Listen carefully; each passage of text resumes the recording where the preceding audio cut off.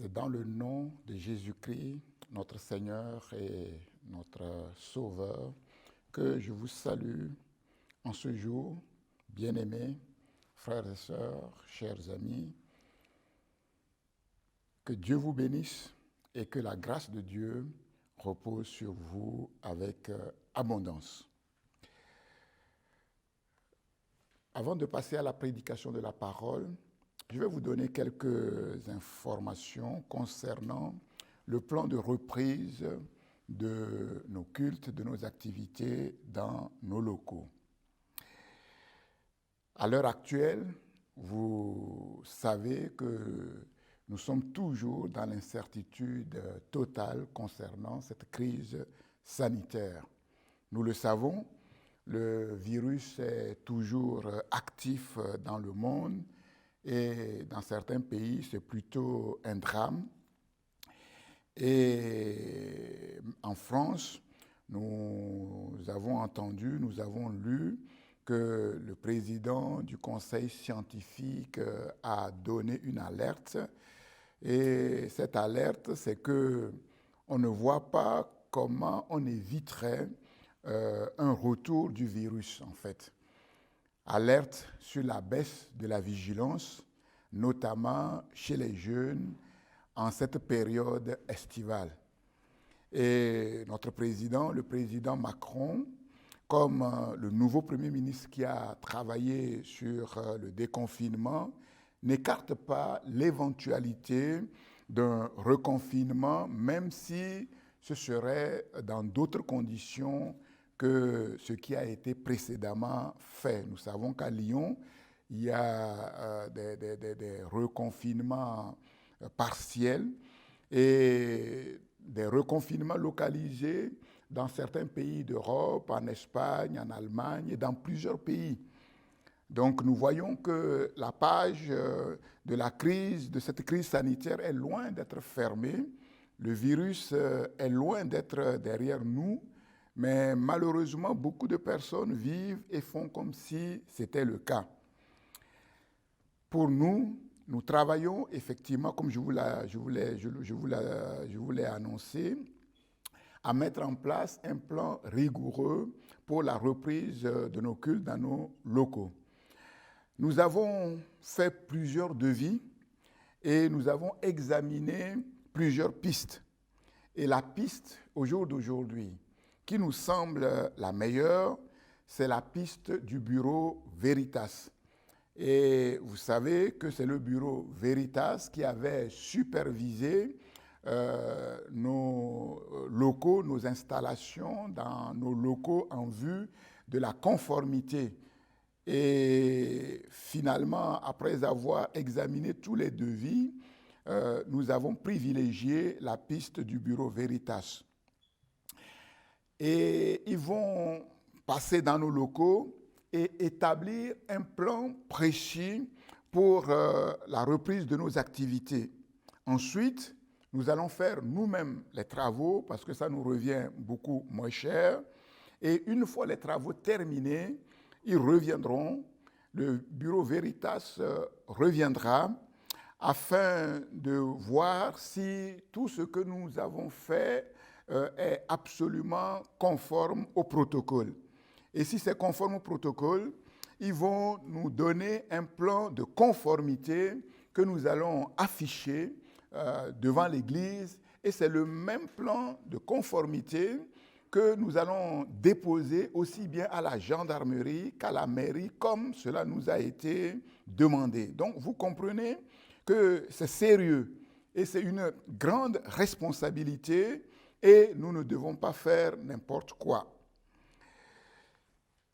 Nous connaissons tous le préjudice qu'a subi à tort, bien souvent, l'église de Mulhouse, à cause de ce qui s'est passé et toutes les menaces que cette église a connues.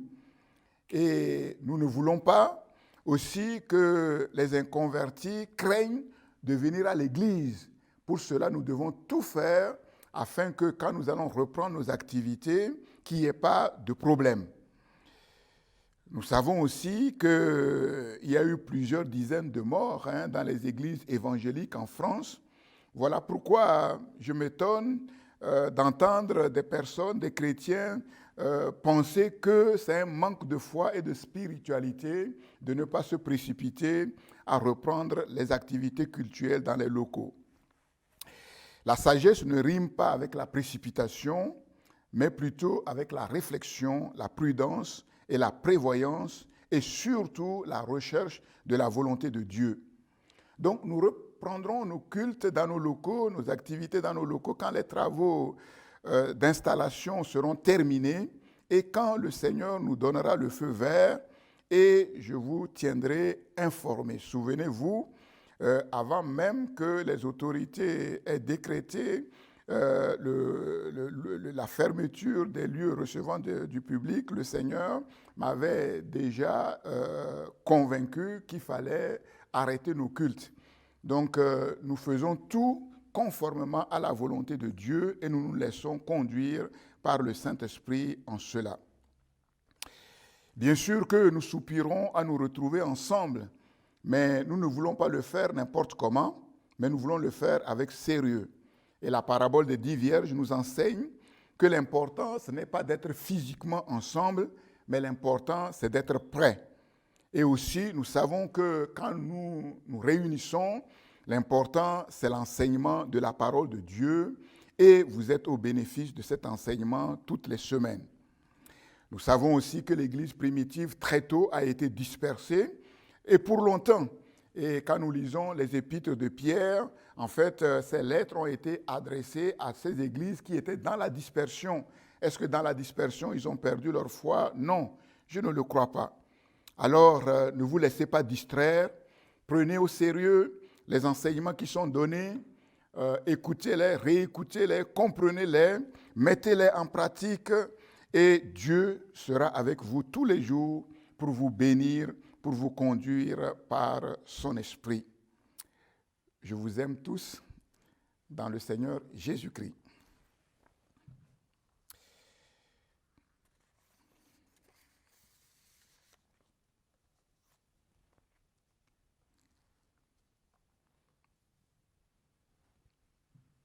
Être prêt pour le retour de Jésus-Christ. Comment être prêt? Prions le Seigneur. Notre Dieu, notre Père céleste, nous reconnaissons nos incapacités naturelles, humaines, à te servir. Voilà pourquoi nous proclamons toujours notre radicale dépendance du Saint-Esprit qui nous a été donné pour nous rendre capables d'accomplir cette tâche, ce service de la prédication de la parole qui nous dépasse infiniment, parce que cette parole nous dépasse infiniment. C'est la parole de la vie, c'est le mystère de la vie, c'est le mystère de l'univers dans lequel nous vivons. Seigneur, merci pour ton onction fraîche que tu déverses sur moi maintenant, pendant, ce travail de la prédication, afin que ce message que je vais communiquer, je puisse le communiquer comme je dois le faire, de manière à ce que, tous ceux qui sont au bénéfice de ces enseignements puissent les recevoir comme il est réellement la parole de Dieu vivante, efficace et permanente qui agit pour accomplir l'œuvre pour laquelle le Seigneur l'envoie sur la terre. Notre Père, merci pour ta grâce abondante que tu déverses sur ton peuple, en ce jour. Merci pour ton secours. Merci pour ta protection. Nous disons à ton nom et à ton nom seul soit louange, honneur et gloire. Merci notre Dieu. Amen. Être prêt pour le retour de Jésus-Christ. Comment être prêt? Notre premier grand point a porté sur la nécessité d'être prêt. La nécessité d'être prêt, c'est-à-dire vivre non comme des insensés, mais comme des sages, comme nous l'avons vu dans le premier enseignement sur la parabole des 10 vierges.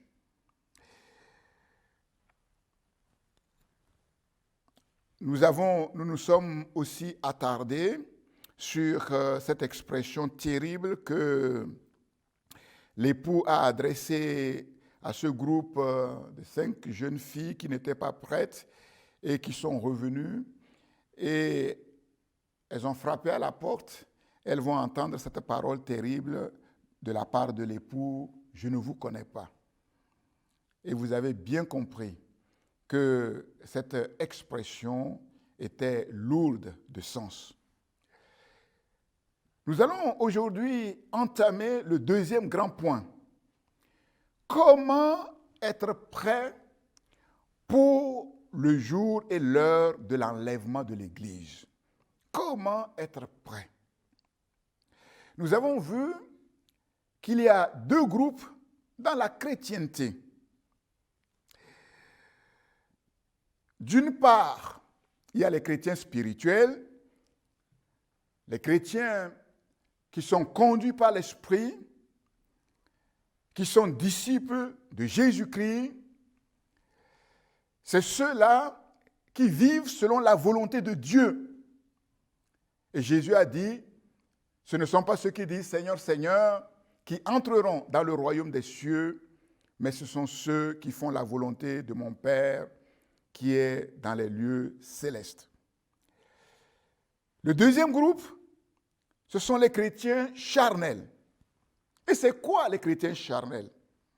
Le chrétien charnel, c'est une personne qui est effectivement née de nouveau, mais qui vit à la manière des païens, qui ne vit pas selon l'esprit, mais qui vit selon la chair, qui ne marche pas selon l'esprit, mais qui marche selon la chair.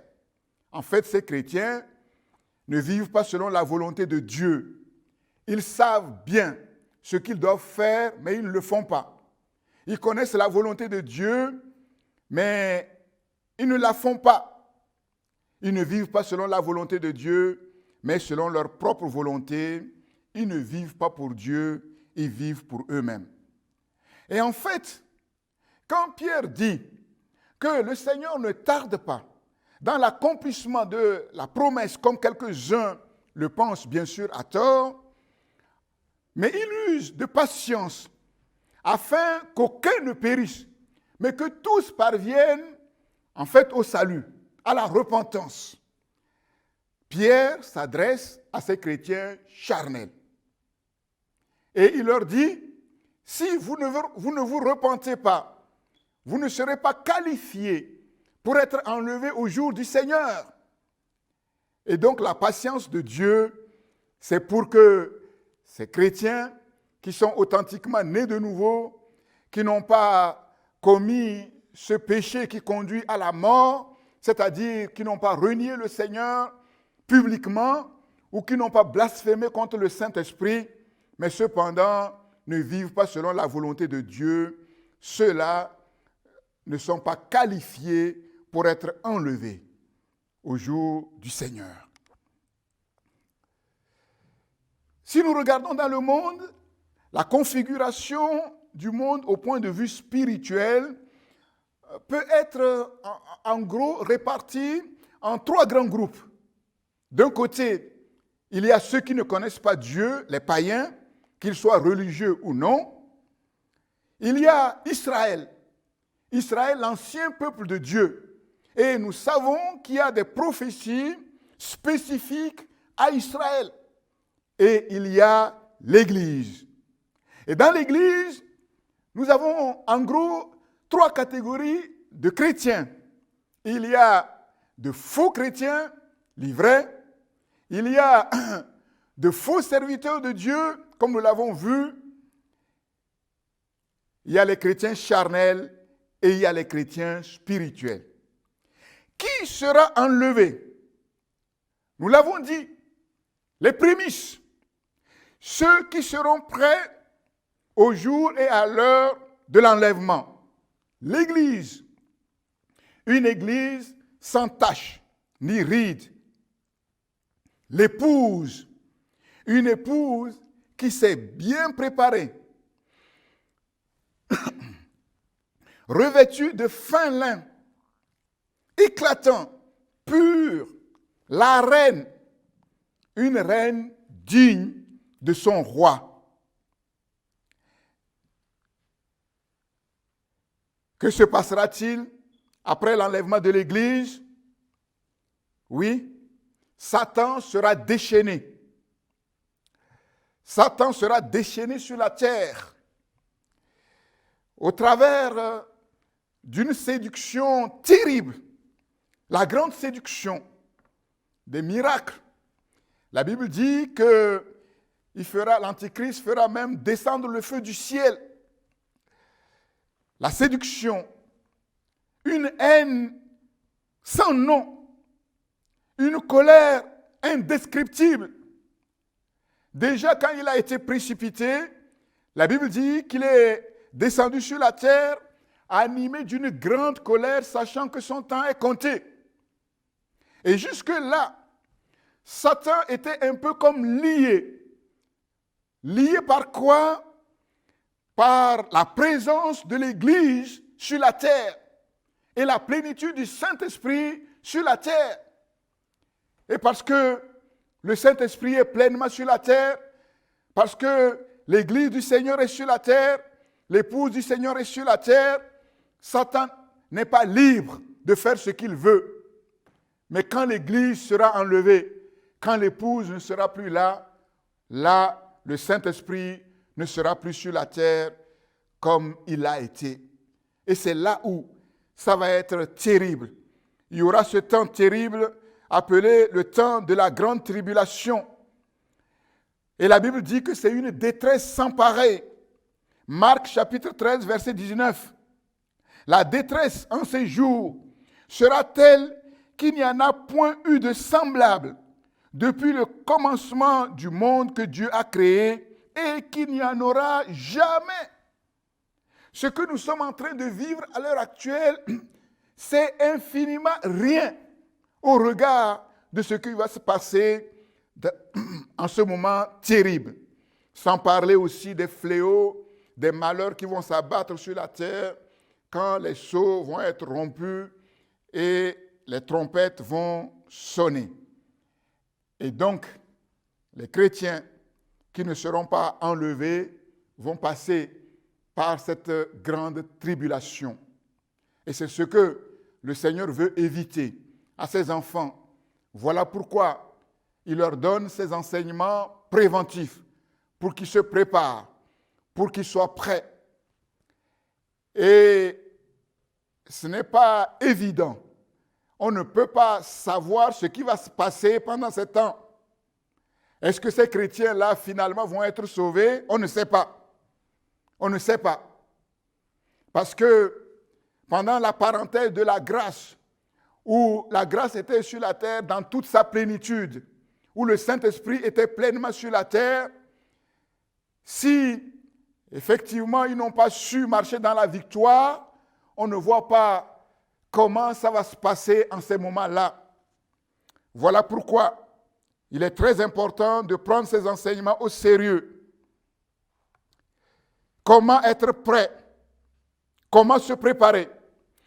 La parole de Dieu nous éclaire sur plusieurs aspects. Et nous allons voir aujourd'hui le premier aspect. Et pour cela, je vais vous inviter à lire avec moi dans Matthieu chapitre 25, la suite de la parabole des 10 vierges. Matthieu chapitre 25, et nous allons lire à partir du verset 14. Matthieu, l'évangile selon Matthieu, le chapitre 25 et le verset 14. Et nous lirons jusqu'au verset 30. Il en sera comme d'un homme qui, partant pour un voyage, appela ses serviteurs et leur remit ses biens. Il donna 5 talents à l'un, 2 à l'autre et 1 au troisième, à chacun selon sa capacité, et il partit. Verset 16. Aussitôt, Celui qui avait reçu les 5 talents s'en alla, les fit valoir, et il gagna 5 autres talents. De même, celui qui avait reçu les 2 talents en gagna 2 autres. Celui qui n'en avait reçu qu'un alla faire un creux dans la terre et cacha l'argent de son maître. Verset 19. Longtemps après, le maître de ses serviteurs revint et leur fit rendre compte. Celui qui avait reçu les 5 talents s'approcha en apportant 5 autres talents et il dit, « Seigneur, tu m'as remis 5 talents, voici, j'en ai gagné 5 autres. » Son maître lui dit, « C'est bien, bon et fidèle serviteur. Tu as été fidèle en peu de choses, je te confierai beaucoup.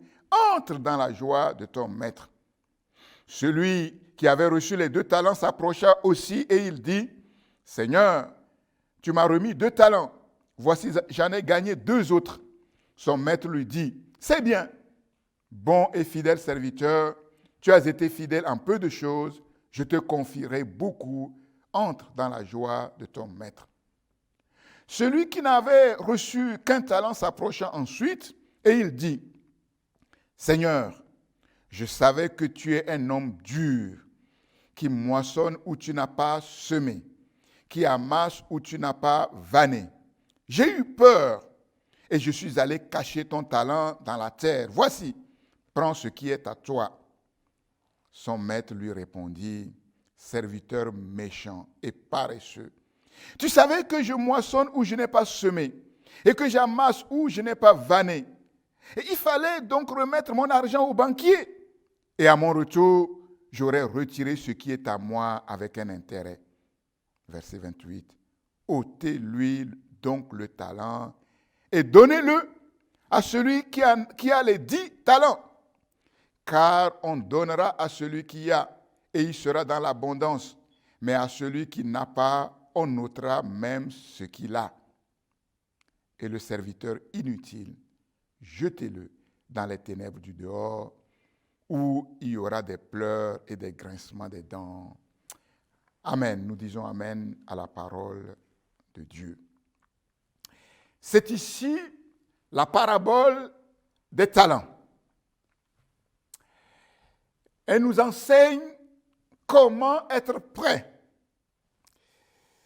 Être prêt pour le retour de Jésus-Christ, ce n'est pas attendre passivement sans rien faire. Mais il s'agit d'une attente active au service du Maître pour le salut du monde. Pierre dit dans 2 Pierre 3,12, « Attendez et hâtez l'avènement du Seigneur. » Il s'agit d'un engagement digne du Maître. Et cette parabole va commencer avec cette transition. Il en sera comme d'un homme qui. Il en sera comme.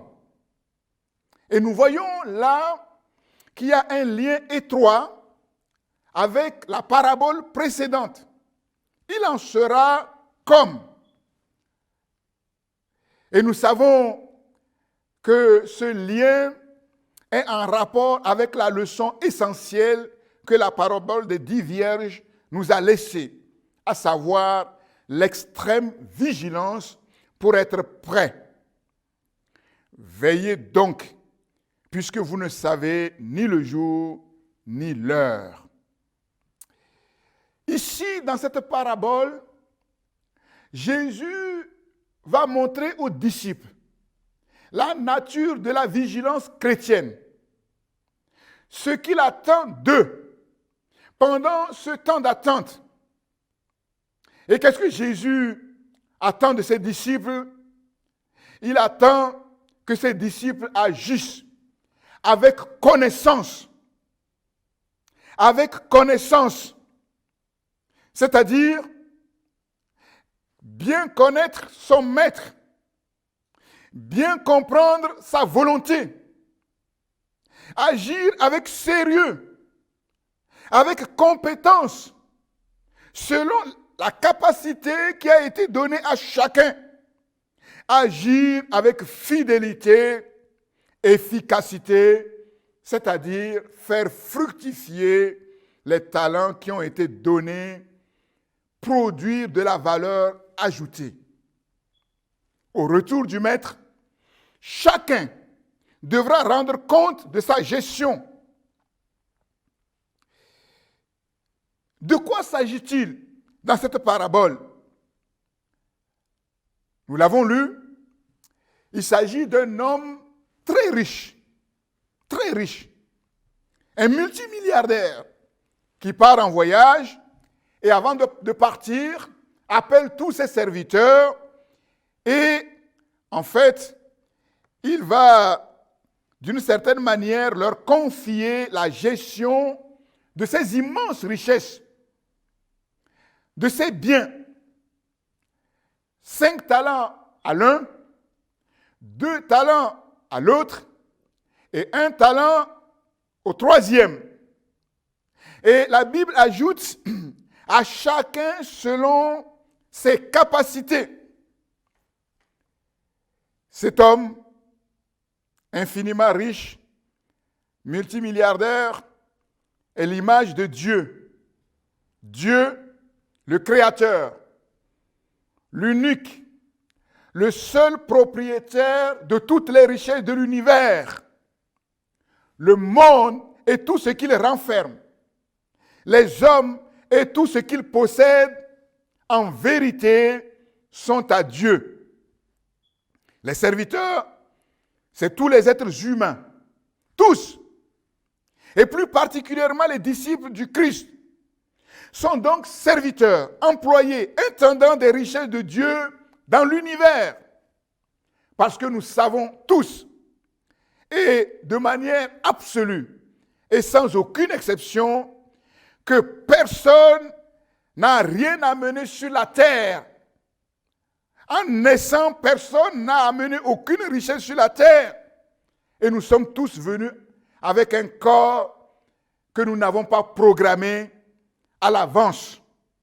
Et personne, en quittant cette terre, n'emportera rien avec lui.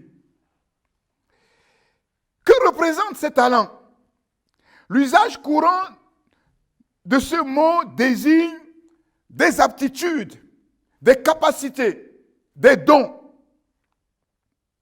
Mais le mot talaton en grec représente une somme d'argent. Et c'est de cela qu'il est question ici. Le talent représente environ 10 fois le salaire annuel d'un ouvrier. Donc c'est quand même un peu d'argent. Le talent, c'est aussi le temps, les ressources, les privilèges, les occasions données à chacun selon sa personnalité propre et les circonstances de sa vie sur la terre. Bien-aimés, nous ne sommes pas en France au hasard. Nous sommes en France pour quelque chose. Si tu es né en France, si Dieu a permis que tu quittes ton pays et que tu séjournes en France, c'est pour quelque chose de précis. Le Maître suprême, le Créateur, connaît parfaitement toutes ses créatures. Il agit avec vérité et justice. Et nous savons, notre Dieu ne se trompe jamais. 5 talents à l'un, 2 talents à l'autre, et 1 talent à un autre, à chacun selon ses capacités. Nous comprenons ici que la justice ne consiste pas à donner forcément à tous la même chose, mais plutôt à chacun ce dont il a besoin, parce que nous n'avons pas tous les mêmes besoins. Tes besoins sont tes besoins, mes besoins sont mes besoins, et force est de se rendre compte que tous les êtres humains n'ont pas les mêmes besoins, à chacun ce dont il a besoin, à chacun ce qu'il est capable d'assumer. Ce qu'il est capable d'assumer. comme responsabilité. Dans Luc chapitre 19, nous voyons la même parabole, mais racontée différemment.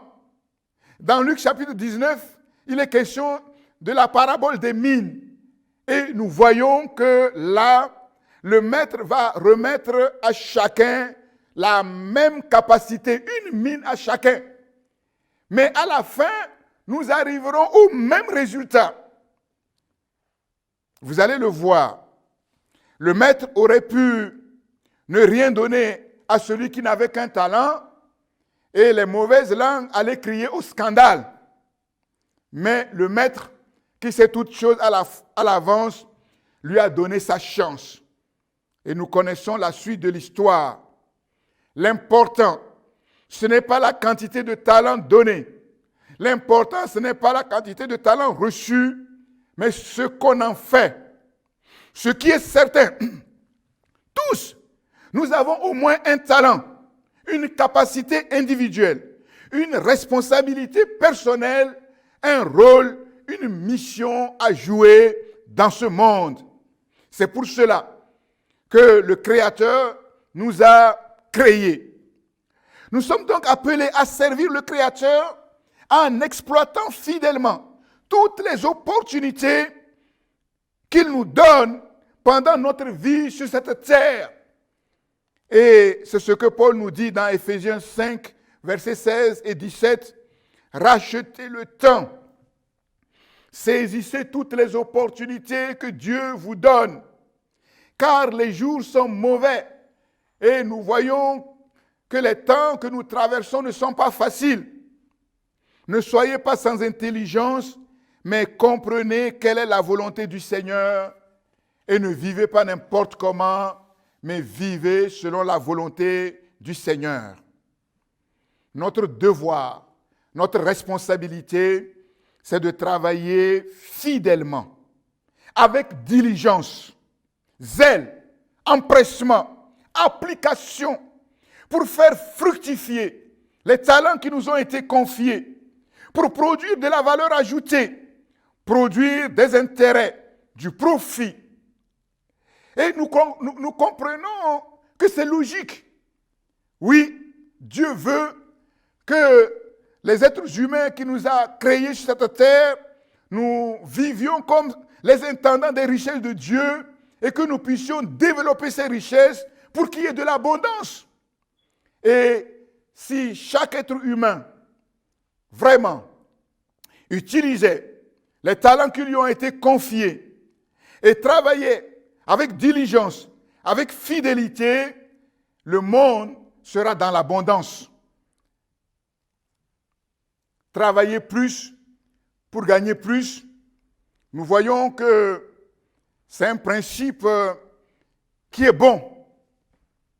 C'est un principe, quand nous examinons cette parabole, qui est aussi biblique. Mais pour que ce principe soit vrai, il faut deux conditions.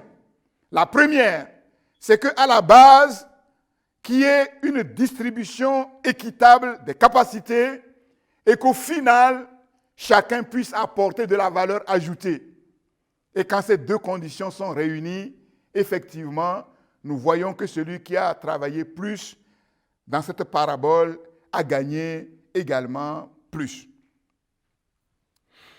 Être prêt, c'est de bien s'acquitter de ses responsabilités en tant que disciple du Christ. Bien s'acquitter de ses responsabilités en tant que disciple du Christ. Peu de chrétiens, malheureusement, sont conscients de cette grande responsabilité que le Seigneur leur a confiée. Beaucoup de chrétiens aiment, compris pour eux, mais combien de chrétiens se disposent chez eux pour prier pour les autres? Il y a des chrétiens qui ont le sentiment que s'ils ne font rien, ça ne changera rien à l'Église. Il y a des chrétiens, ils viennent dans des réunions, dans les programmes, sans prier, sans demander à Dieu de bénir le programme parce qu'ils ont l'impression que ce n'est pas à eux de le faire. Ils veulent être bénis, mais ils ne comprennent pas qu'ils ont une responsabilité devant Dieu. Dieu a mis quelque chose en eux. Dieu leur a donné une capacité et ils sont responsables de faire fructifier ce talent ou ces talents qui leur ont été confiés. Et il me semble que c'est à cause de cela que l'Église du Seigneur ne va pas de l'avant comme Dieu voudrait la mener. Peu de chrétiens ont le sens aigu de leur responsabilité, du privilège que le Seigneur leur a accordé, non seulement d'être enfants de Dieu, mais de servir le Seigneur. Nous savons que le monde en est totalement inconscient.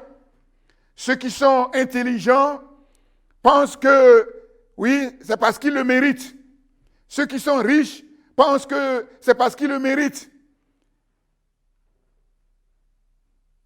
Voilà pourquoi le monde vit dans toutes sortes de malheurs, parce qu'ils ne rendent pas grâce à Dieu, ce Dieu qui leur a donné l'intelligence. La Bible dit que c'est Dieu qui enrichit, c'est Dieu qui appauvrit, c'est Dieu qui élève, c'est Dieu qui abaisse. Si le monde, parce qu'il ne connaît pas Dieu, est totalement inconscient, oui, il ne doit pas en être le cas pour l'Église du Seigneur, pour les chrétiens que nous sommes. Parce que un jour fixé par le Maître, nous devrions tous rendre compte de notre gestion au seul propriétaire de tous les biens et de toutes les richesses. Longtemps après, le Maître de ses serviteurs revint et leur fit rendre compte. Longtemps après, l'arrivée, le retour du Maître a été retardé. Comme par hasard, de la même manière que l'époux dans la parabole des 10 vierges. Longtemps après, comment comprendre? Ce que nous devons comprendre ici, c'est que le temps d'attente n'est pas un temps mort. Ce n'est pas un temps d'oisiveté. C'est l'occasion de travailler. C'est l'occasion de produire. C'est l'occasion de faire fructifier. C'est l'occasion de s'assurer d'être bien en règle. Les temps actuels, c'est la période de test. C'est la période de test. Le test de la fidélité. Peut-on faire confiance? Quelque part, le Seigneur nous dit qu'avant de nous donner ce qui est à nous, il nous donne d'abord ce qui n'est pas à nous pour voir comment nous allons le gérer. Est-ce que nous sommes dignes de la confiance du Seigneur? Les temps actuels, c'est la période d'essai, le test de capacité, le test d'adéquation par rapport au poste, par rapport à la responsabilité. Et nous savons tous que dans les entreprises bien organisées, souvent dans presque toutes les entreprises, avant de signer un CDI, un contrat à durée indéterminée, il y a toujours une période d'essai pour que l'employeur puisse s'assurer qu'il ne s'est pas trompé, pour que l'employeur puisse s'assurer que la personne qui va recruter pour longtemps a les compétences qu'il faut, a les capacités qu'il faut et qu'il peut lui faire confiance. Et c'est ce que nous voyons ici.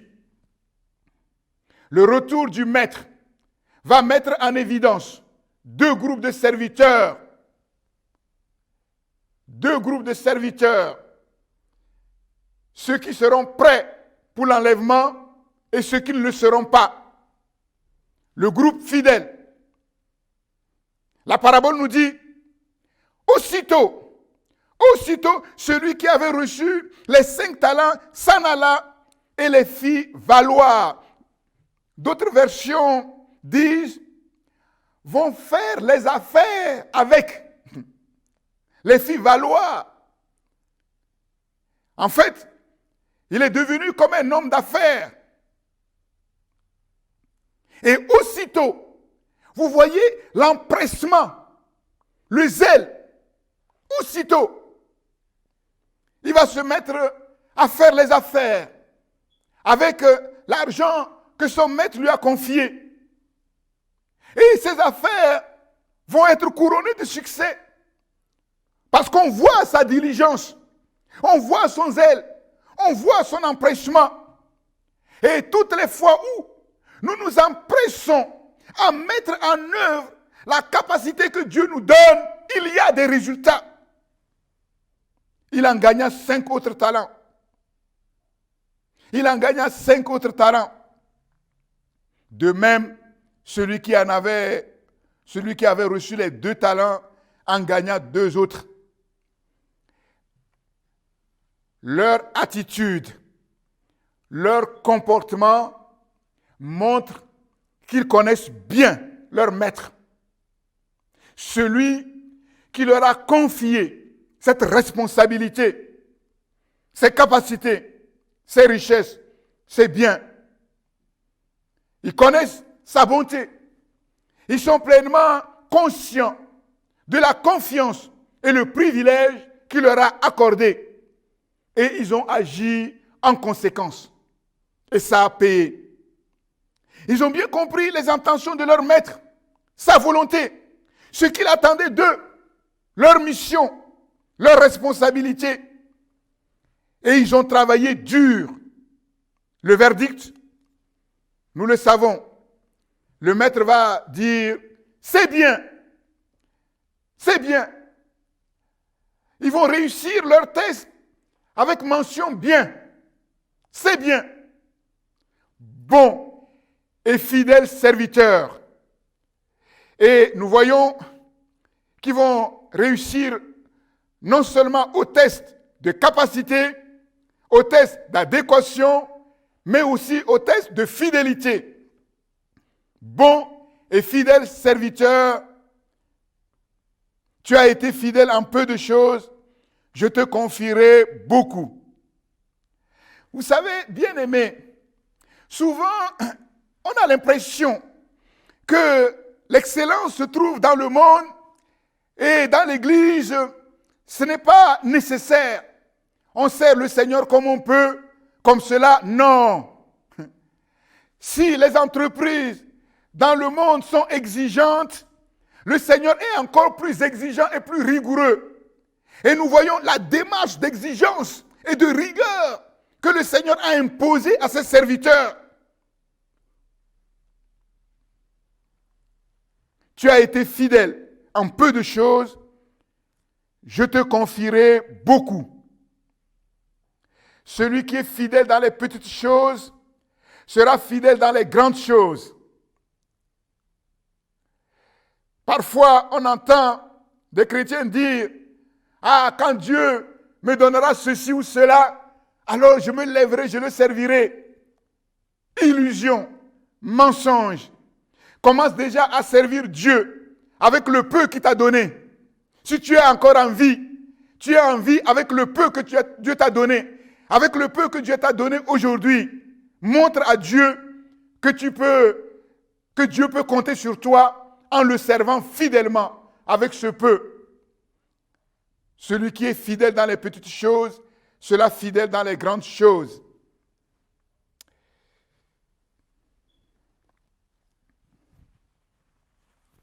Je te confierai beaucoup.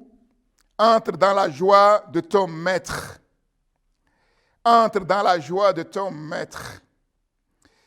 Ça veut dire que ce serviteur, déjà, il a connu la joie sur cette terre. Quand vous lisez la parole de Dieu, vous voyez que ce que nous allons recevoir plus tard, nous le recevons déjà en prémisse aujourd'hui. Et c'est ça qui est le gage de ce qui va venir plus tard. servir Dieu avec joie. Les deux serviteurs, nous le voyons, reçoivent le même éloge, malgré la différence des talents. Le capital est différent, mais le résultat est proportionnellement le même. L'important, comme je l'ai dit, ce n'est pas la quantité de talents, mais notre engagement, notre travail, le résultat. Celui qui connaît réellement Dieu, sert Dieu avec joie et empressement, quelle que soit la quantité de talents que Dieu lui a donné, quels que soient les temps et les circonstances. Le psaume 100 nous dit « Servez l'Éternel avec joie. Entrez dans ses parvis avec des cris de joie. » Oui, c'est le lot de ceux-là qui connaissent Dieu, de ceux-là qui sont conscients du privilège que le leur, non seulement de connaître Dieu, mais d'être au service du roi des rois, de la majesté suprême. Parce qu'ils savent qu'au bout, la récompense est aussi suprême. Dans le royaume de Dieu, il n'y a ni chômage partiel, ni chômage total. Si actuellement, sur la terre, tu as un chômage partiel ou total, oui, tu peux utiliser le temps que tu as pour servir ton Dieu autrement. Et tu gagneras infiniment plus. Il n'y a pas non plus la place à l'envie, à la jalousie, au murmure, aux frustrations, quand nous savons que notre Dieu est bon, que notre Dieu est fidèle et que notre Dieu est juste.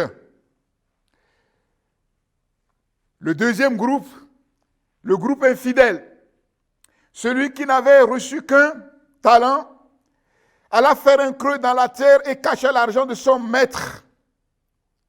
Là, je me suis dit, mais pourquoi? Pourquoi?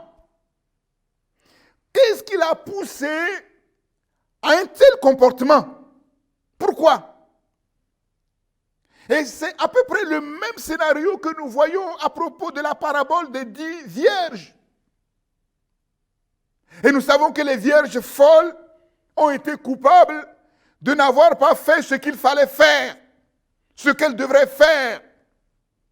Et nous avons vu après que normalement, elles ne pouvaient pas ignorer ce qu'elles devraient faire.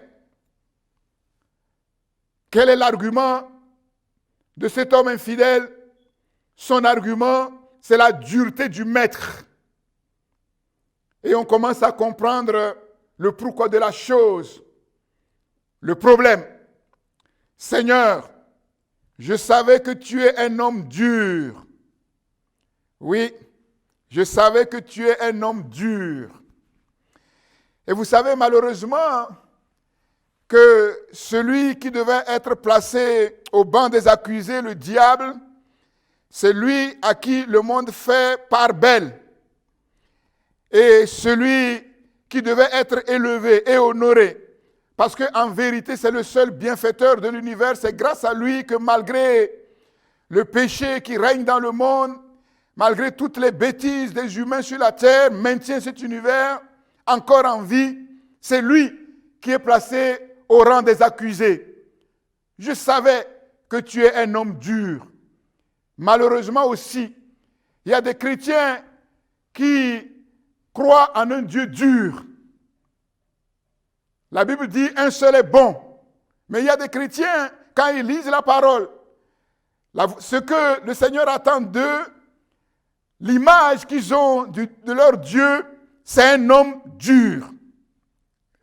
Je savais que tu es un homme dur, qui moissonne où tu n'as pas semé, qui amasse où tu n'as pas vanné. J'ai eu peur. Ah, j'ai eu peur.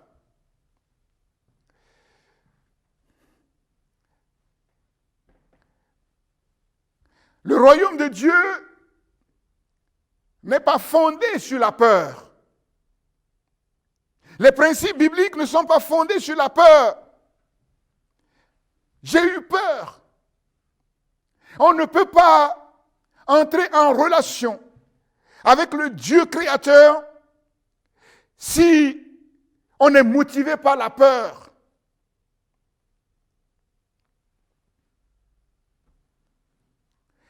Nous savons malheureusement que sur la terre, les hommes dirigent selon le principe de la peur. Les deux qualités d'un prince, nous dit Machiavel, c'est d'être aimé ou d'être craint. Mais si l'un doit manquer, il vaut mieux être craint que d'être aimé. Mais avec Dieu, ce n'est pas cela. Parce que la Bible nous révèle qui est ce Dieu. Ce Dieu que nous disons être notre Seigneur, c'est un Dieu d'amour. C'est un Dieu d'amour. C'est un Dieu bon. J'ai eu peur.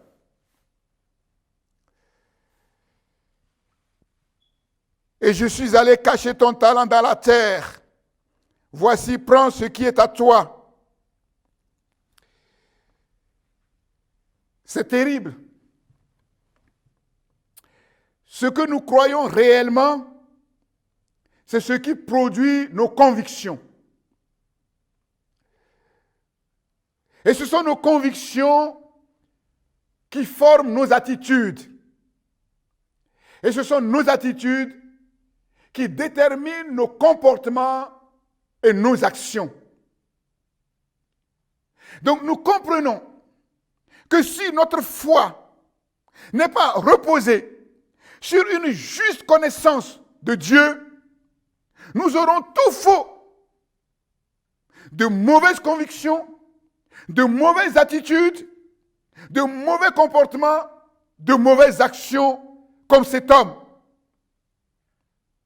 Les paroles, les attitudes, le comportement de ce serviteur montrent clairement qu'il ne connaît pas son maître.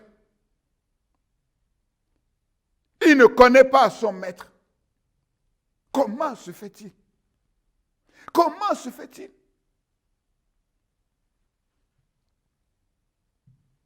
D'où lui viennent ces paroles? Un homme dur, qui moissonne où tu n'as pas semé, qui amasse où tu n'as pas vanné. D'où lui viennent ces paroles? De son maître? Non. Non. Impossible. Malheureusement, il y a aussi des chrétiens qui ont des croyances, des convictions qui n'ont aucune base biblique. Il est clair ici que l'ignorance de cet homme est coupable. Mon peuple périt parce qu'il lui manque la connaissance. Mon peuple périt parce qu'il lui manque la connaissance.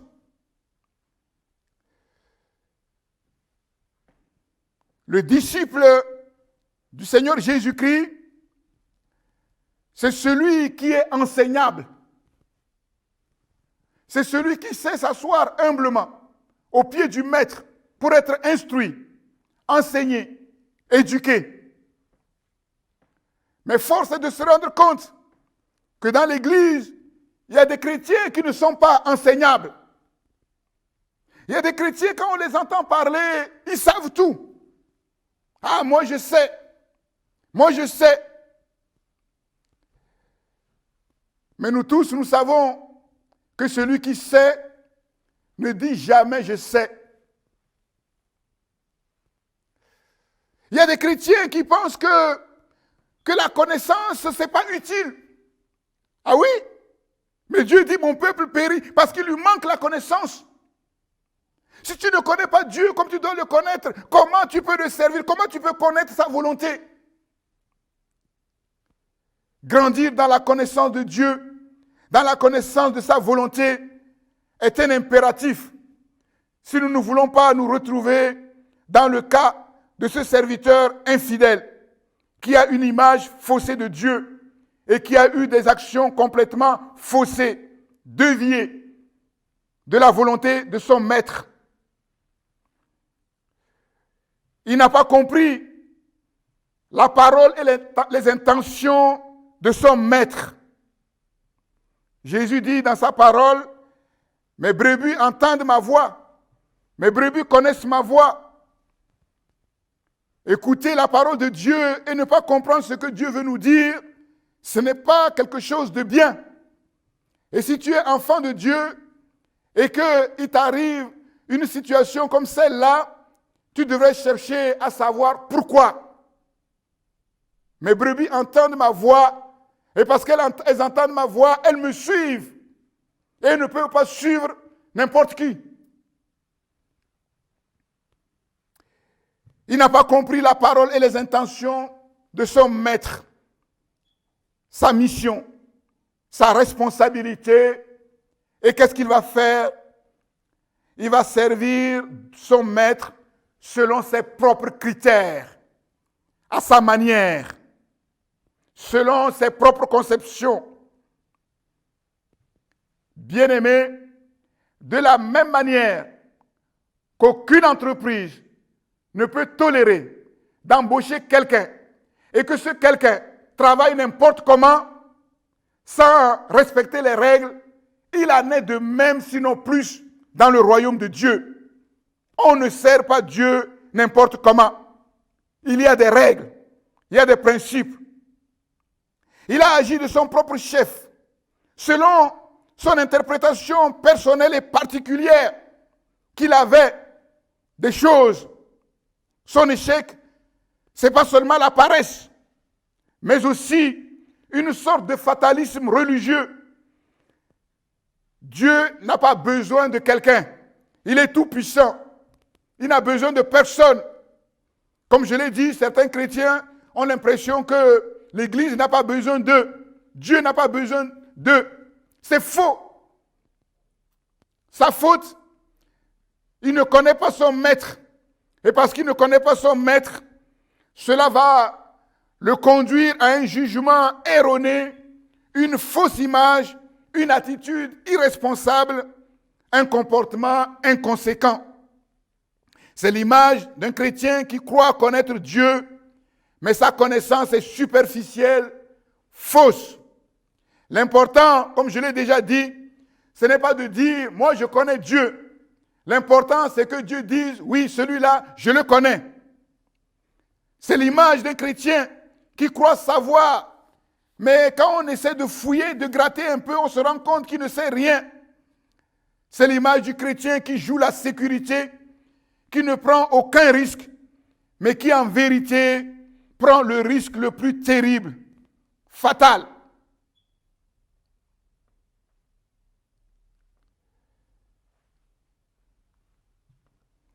Les vierges folles ont pris le risque fatal de ne pas prendre avec elles la réserve d'huile.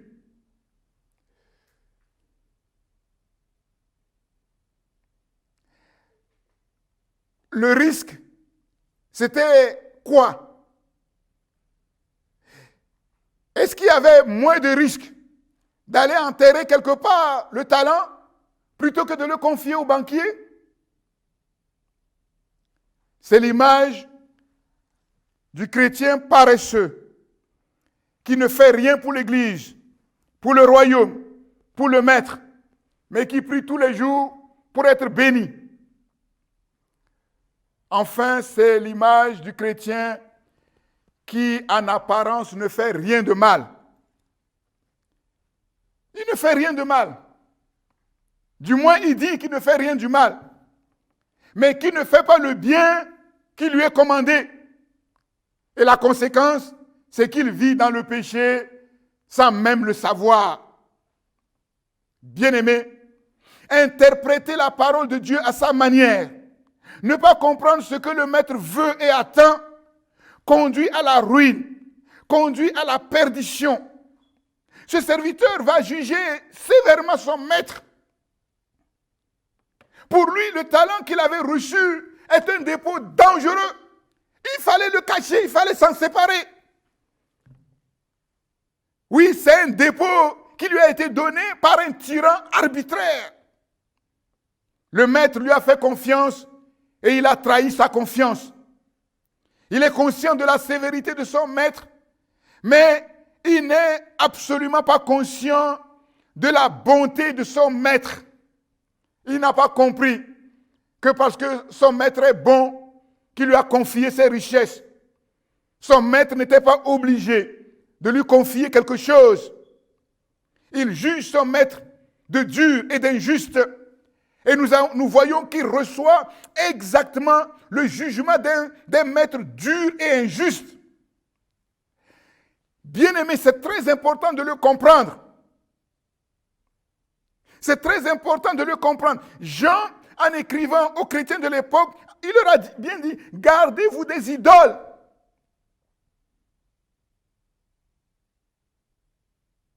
Quel Dieu tu connais? Quel Dieu tu sers? Quelle est l'image que tu as véritablement de ton Dieu? Mais c'est exactement ce que tu vas recevoir. Si la connaissance que tu as de Dieu, c'est que c'est un Dieu dur, il n'est pas étonnant que tu vas vivre que des choses dures. Si la connaissance que tu as de Dieu, c'est un Dieu injuste, un tyran, il n'est pas étonnant que tu ne vives que des choses injustes.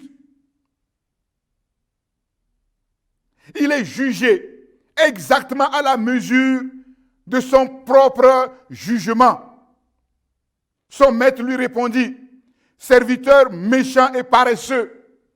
Serviteur, il a dit que son maître est méchant et il va être jugé avec la même jauge. Tu savais que je moissonne où je n'ai pas semé et que j'amasse où je n'ai pas vanné. Il fallait donc remettre mon bien au banquier. Ainsi, quand je vais revenir, je vais retirer mon bien avec l'intérêt.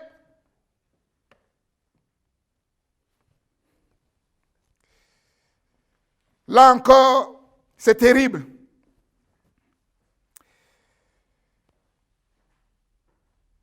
Au verset 28, ôtez-lui donc le talent, disqualifié, et donnez-le à celui qui a 10 talents, car on donnera à celui qui a, et il sera dans l'abondance, et à celui qui n'a pas, on ôtera même ce qu'il a.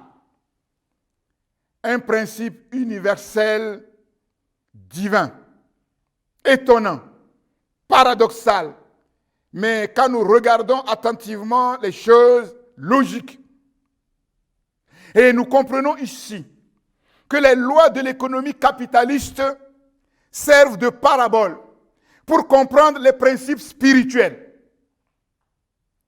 Le capital produit des revenus. Et si vous regardez bien, on ne prête qu'aux riches facilement. Et le taux d'intérêt des riches n'est pas le taux d'intérêt du pauvre. Le capital produit des revenus. Le manque de capital amène la ruine. On donne à celui qui a. C'est le principe biblique.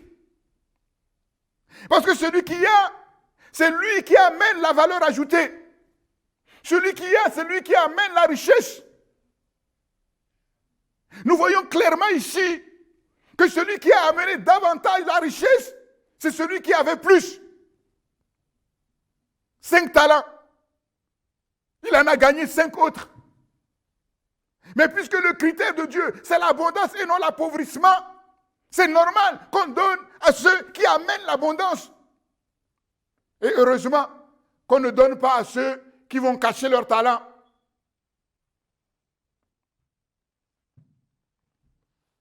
Les mystères du royaume de Dieu ne peuvent être saisis, compris, que par ceux qui ont déjà la capacité de les recevoir. C'est-à-dire les disciples, en contraste avec ceux du dehors. Et je vous avais dit que Paul dit, le message de la sagesse que je vous donne, c'est pour des hommes sages. C'est aux sages qu'on donne de la sagesse. On ne peut pas donner la sagesse à l'insensé parce qu'il ne sait pas ce que c'est. On ne peut pas jeter les perles pour ça, il faut le comprendre. Et donc, ceux-là qui m'écoutent actuellement, ceux qui vont recevoir le bénéfice de cette prédication, c'est ceux-là qui ont déjà bien compris les prédications d'avant et les ont assimilées. C'est ça. Et qui les ont gardées. On donne à celui qui a. À celui qui n'a pas, on enlève ce qu'il a. La récompense accordée aux serviteurs fidèles, ce n'est pas une bonne pension de retraite, mais une responsabilité encore plus grande, une position encore plus grande, des richesses encore plus grandes, dans un royaume à venir infiniment plus grand et pour l'éternité. Ils sont admis à entrer dans le royaume de Dieu avec la mention bien. C'est bien, bon et fidèle serviteur. Notre salut, notre héritage, notre position dans le royaume à venir dépendent directement de notre engagement et de notre fidélité dans le service de Dieu sur cette terre. Les talents que Dieu nous a donnés, ce n'est pas pour nous servir nous-mêmes. Ce n'est pas pour servir le monde, mais c'est pour servir Dieu dans le monde. Ce n'est pas seulement pour gagner notre pain quotidien, notre pain terrestre, mais c'est pour gagner le pain céleste.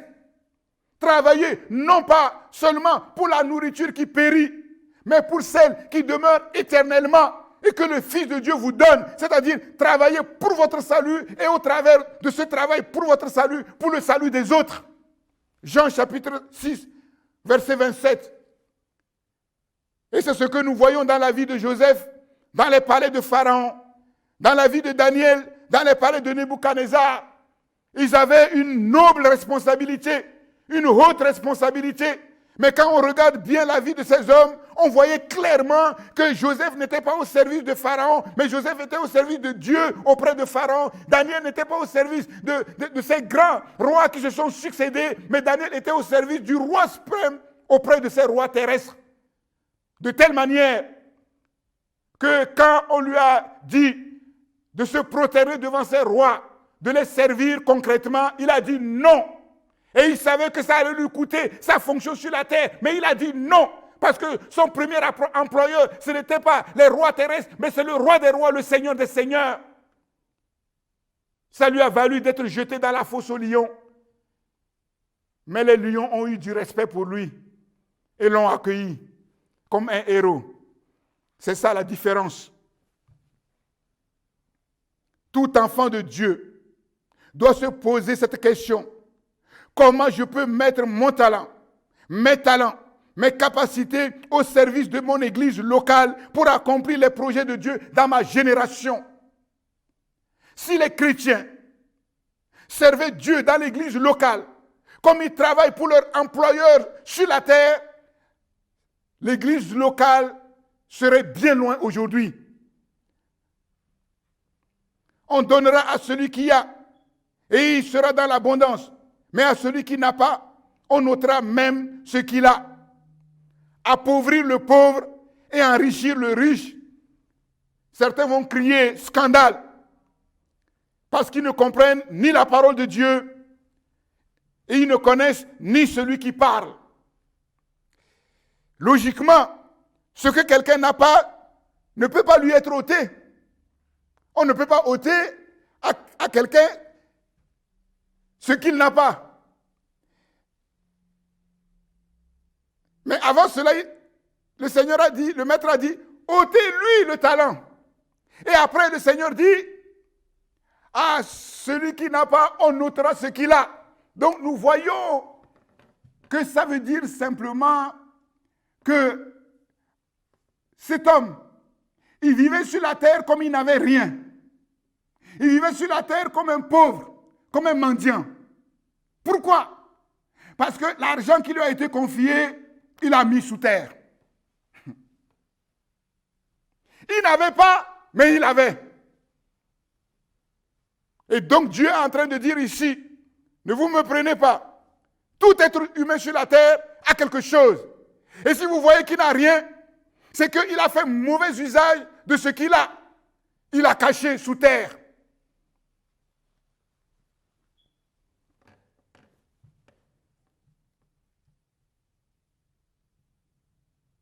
Ce que nous recevrons au ciel comme récompense est lié à ce que nous avons reçu de Dieu sur terre. Nous ne récolterons au ciel que ce que nous avons semé sur la terre. Le critère de Dieu est et demeure le meilleur, l'abondance, la multiplication. Et tous ceux qui ne s'inscrivent pas dans cette logique s'entendront dire serviteurs méchants et paresseux. Avec Dieu, c'est toujours plus. Grâce sur grâce, grâce pour grâce. Quand Dieu te donne une grâce aujourd'hui, Dieu a en vue une grâce meilleure demain. Quand Dieu te donne une bénédiction aujourd'hui, c'est pour quelque chose de beaucoup plus grand. C'est comme cela. Parce que Dieu est infiniment riche. L'éternité ne pourra jamais épuiser la richesse de Dieu. Et c'est dans cette perspective que nous devons travailler. C'est en ce Dieu que nous devons mettre notre foi et notre confiance. Et comprendre que quand ce Dieu nous demande de donner le meilleur de nous-mêmes, ce n'est pas pour nous appauvrir, non. C'est pour nous enrichir davantage. Pour le serviteur infidèle, le verdict est sans appel, condamnation et exclusion. Et le serviteur inutile, jetez-le dans les ténèbres du dehors, où il y aura des pleurs et des grincements de dents. Jetez-le. Je termine. Être prêt ne consiste donc pas à garder en apparence son casier judiciaire vierge sur la terre, mais plutôt à marcher dans l'amour de Dieu, dans un engagement, un investissement total, dans un service actif, responsable, fidèle, productif, quels que soient les talents reçus, les temps et les circonstances. Ainsi, nous entendrons le Maître nous dire à son retour, « C'est bien, bon et fidèle serviteur, tu as été fidèle en peu de choses, je te confierai beaucoup, beaucoup. Entre dans la joie de ton Maître. » Amen.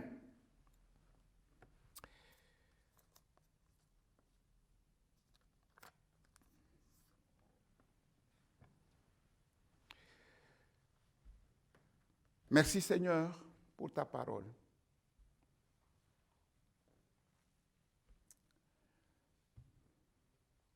C'est pour notre bien, pour notre édification, que tu nous as donné cette parole. Père, nous sommes encore dans cette parenthèse de la grâce et nous ne voulons pas que la grâce que nous avons reçue soit vaine. Voilà pourquoi. Aujourd'hui, comme hier, comme demain, nous crierons vers toi. Toujours pour recevoir toutes les ressources dont nous avons besoin. Et en particulier, cette sagesse. Cette sagesse. Pour te connaître comme nous devons te connaître. Pour comprendre ce que tu veux, ce que tu attends de nous. Quand on regarde l'univers, il est parfait. Si on met le péché de côté, il est parfait. Il est carré. Tu n'es pas un Dieu qui bricole. Tu n'es pas un Dieu qui tâtonne comme les hommes, non. Père, nous voulons te ressembler. Et en cela, nous avons besoin de tes ressources. Et en particulier, cette sagesse qui nous donne non seulement de bien te connaître, mais de bien comprendre ta parole et d'en faire un bon usage. Afin d'être vigilant, comme tu nous invites au travers de ces enseignements, chaque jour, chaque instant, parce que personne ne connaît ni le jour ni l'heure. De la même manière que les 10 vierges ont été toutes surprises quand l'écho s'est fait entendre au milieu de la nuit, nous aussi nous serons tous surpris. Et notre salut, c'est la vigilance qui nous a amenés à être prévoyants et à faire bien avant ce que nous devons faire, ce que le Maître attend de nous. Cette sagesse qui nous permet de bien nous préparer. Seigneur, faire un bon usage des talents que tu nous as donnés, des capacités que tu nous as données, des opportunités que tu nous as données, afin de produire, d'amener de la valeur ajoutée. Parce que, oui, tu es le Dieu de l'abondance. Tu es le Dieu de la richesse. Tu n'es pas le Dieu de la pauvreté. Tu n'es pas le Dieu de la précarité. Et tu veux de l'abondance, Seigneur. La sagesse pour te servir avec zèle, avec empressement, avec joie, avec reconnaissance. Parce que nous reconnaissons le privilège que nous avons. Et il n'y a pas de privilège plus grand de te connaître et de te servir, Seigneur. Et nous ne le faisons pas en traînant les pieds, mais avec joie, avec empressement.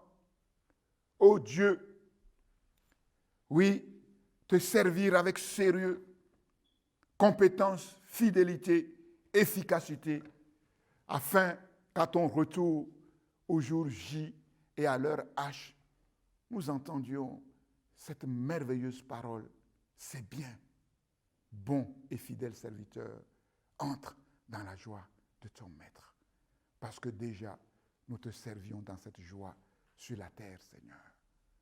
Dieu de grâce, Dieu de miséricorde, jette un regard favorable sur tes enfants, sur toute la surface de la terre et sur notre Église locale et chacun en particulier, en sorte que ta grâce responsabilise tout un chacun et que les choses changent radicalement pour le mieux, pour le meilleur. Père, je te prie de tendre ta main aussi sur tes enfants qui cherchent un travail et que le miracle s'opère, Seigneur, oh Dieu. Et bien que l'environnement soit morose, Seigneur, ne soit pas favorable à cause de cette crise, Seigneur, oh Dieu. Que des portes s'ouvrent surnaturellement et pas n'importe quelle porte, Seigneur. Et ta main sur les entreprises de ta maison, ceux-là qui se sont levés pour faire fructifier les talents que tu leur as donnés, pour produire de la valeur ajoutée, et que l'onction de prospérité descende sur eux et sur leurs entreprises, et que tous les blocages sautent au nom de Jésus-Christ. Étends ta main sur tes serviteurs, tes enfants que tu as choisis pour être des instruments stratégiques dans cette décennie stratégique, Seigneur, et que l'onction d'ascension fulgurante descende sur leur vie, et que l'onction de conquête et d'expansion vienne couvrir ta maison et l'œuvre du ministère au nom de Jésus-Christ. Oui, Seigneur, oui, nous pensons à nos bien-aimés qui souffrent, qui sont malades dans leur maison, dans leur corps, Seigneur, oh Dieu, que l'onction de guérison, l'onction de délivrance, l'onction qui brise le joug descende sur leur maison et sur leur corps, et que le miracle s'opère dans leur corps, car Christ a tout accompli pour cela. Nous te remercions, Seigneur, pour ta bonté, ta fidélité, ton amour, en Jésus-Christ notre Seigneur et notre Sauveur. Amen, amen et amen. Que la grâce de Dieu repose vraiment abondamment sur vous, sur vos maisons. Que Dieu vous bénisse, que Dieu vous garde, que Dieu vous conduise dans sa connaissance et dans la connaissance de sa volonté. Amen. Voici les sujets de prière pour le jeûne et prière 7 jours sur 7 et le programme de proximité. 1. Prions Dieu afin que la connaissance du Seigneur remplisse la terre comme les eaux recouvrent la mer. Ésaïe 11, verset 9. Que ce 21e siècle devienne spirituel à la gloire de Dieu. 2. Crions au Dieu bon et miséricordieux afin qu'il délivre les habitants de la terre de leurs angoisses, qu'il brise leurs liens, qu'il les fasse sortir des ténèbres et de l'ombre de la mort, qu'il envoie sa parole et les guérisse. Psaume 107. 3. Que le Seigneur accorde son secours et son aide au monde médical, scientifique, aux forces de l'ordre, aux autorités politiques, économiques pour une gestion efficace de la crise. 4. Prions pour que Dieu renverse toute stratégie et manœuvre secrète de Satan visant à contrôler l'humanité par ruse ou par force en vue de l'établissement d'un nouvel ordre mondial, rebelle à Dieu et destructeur pour le monde. 5. Prions pour l'unité spirituelle du peuple de Dieu dans le monde, l'unité de la foi et de la connaissance du Fils de Dieu. Éphésiens 4, verset 13. 6. Que le Saint-Esprit communique de manière surnaturelle au peuple de Dieu dans le monde la vision de salut pour ces temps de la fin. 7. Demandant au Seigneur la provision, ressources spirituelles, humaines, financières pour accomplir efficacement le plan de salut pour les nations. 8. Que le Saint-Esprit nous affermisse et nous enracine dans la grâce du Seigneur Jésus-Christ, l'amour de Dieu le Père et la communion, les communications du Saint-Esprit. 9. Que le Saint-Esprit nous rende capables d'offrir à Dieu le meilleur de nous-mêmes, afin de vivre le meilleur de Dieu et de rendre au monde le meilleur témoignage de l'amour de Dieu en Jésus-Christ. 10. Vivre dans la victoire du Christ, dans la surcapacité divine, pour faire la différence dans cette décennie. Être prêt pour le retour du Seigneur Jésus-Christ. Jésus-Christ revient bientôt. 11. Sujet particulier, cas de maladie, de délivrance, besoins divers, besoins en rapport avec l'actualité, déconfinement, travail, reprise de nos programmes dans nos locaux, etc.